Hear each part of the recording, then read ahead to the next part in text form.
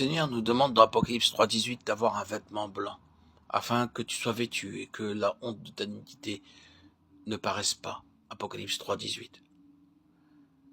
Qu'est-ce que ce vêtement blanc? Le verset 14 du chapitre 7 de ce livre de l'Apocalypse nous parle de ceux qui ont blanchi leur robe dans le sang de l'agneau.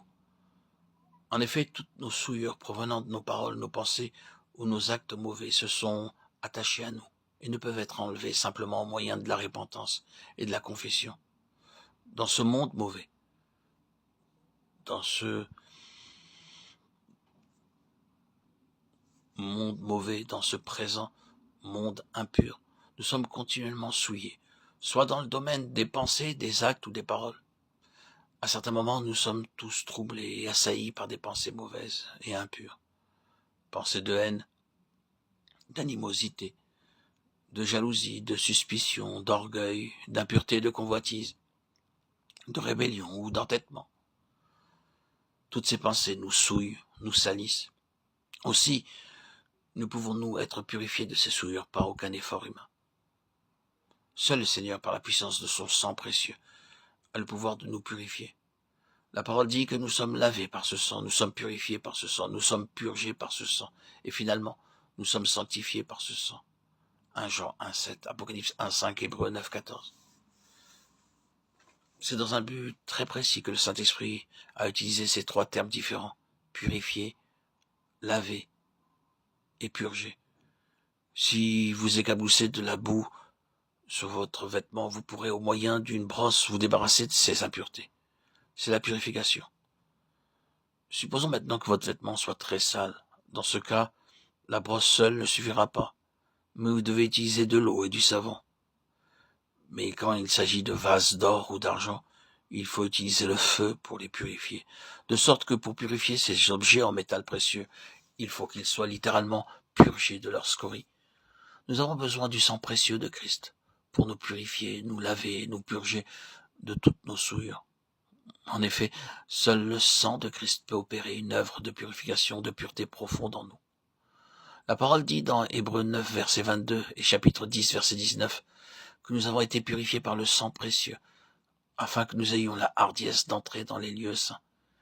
Il est dit de même dans Éphésiens chapitre 2, verset 13, que nous avons été rapprochés par le sang de Christ, nous avons été purifiés par le sang, lavés par le sang, purgés par le sang, ayant ainsi obtenu un vêtement blanc.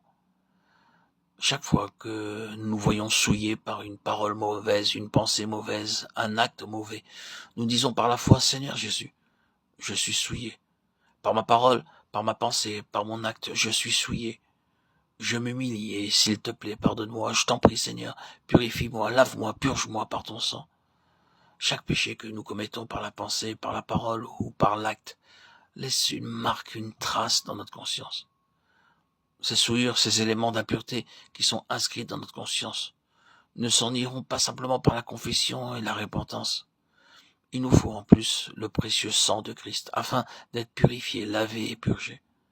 Dans Apocalypse chapitre 12, verset 11, nous lisons « Et ils l'ont vaincu à cause du sang de l'agneau ». Toutes les attaques de l'adversaire, ces traits enflammés, peuvent être vaincues par le moyen du sang précieux de l'agneau. C'est ainsi que nous est donné le vêtement blanc. Redisons-le simplement. Nous avons besoin d'être continuellement purifiés, lavés, purgés, sanctifiés, afin d'être vêtus d'un vêtement blanc en présence du Seigneur Jésus.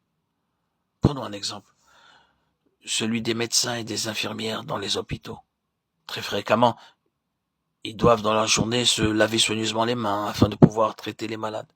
Chaque fois qu'ils ont touché un malade, ils se lavent à nouveau les mains afin de se protéger contre les infections de tout genre.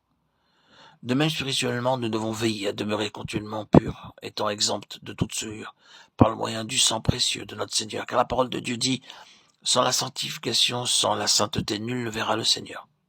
Hébreux 12, 14. De plus, il est écrit dans Matthieu chapitre 5, verset 8, Heureux ceux qui ont le cœur pur, car ils verront Dieu. Une telle pureté ne peut nous être donnée que par le moyen du sang précieux. C'est uniquement au moyen du sang précieux de notre Seigneur.